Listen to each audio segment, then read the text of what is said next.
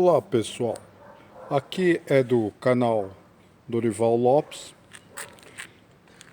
Estou passando para vocês hoje um defeito de uma lavadora Electrolux 7,5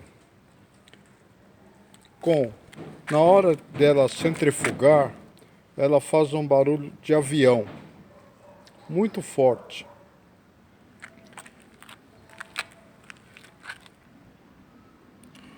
Então, vamos por parte. Foi retirado a tampa traseira.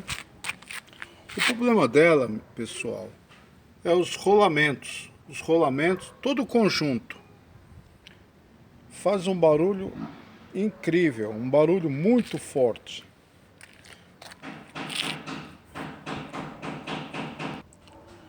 Foi retirado a tampa traseira para mostrar para vocês a situação.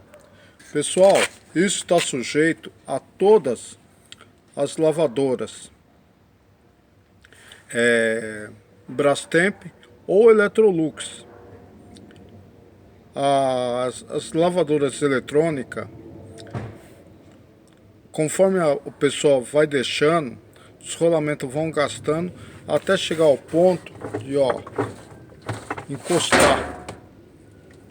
encostar totalmente no cesto e no tanque, havendo o atrito e desgastando. Aqui possivelmente irei trocar o tanque dela, os rolamentos, o câmbio, tudo ela. Mesmo assim, ela é viável, pessoal.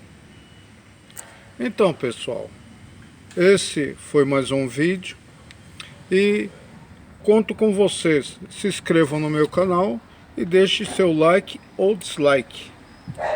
Obrigado, pessoal.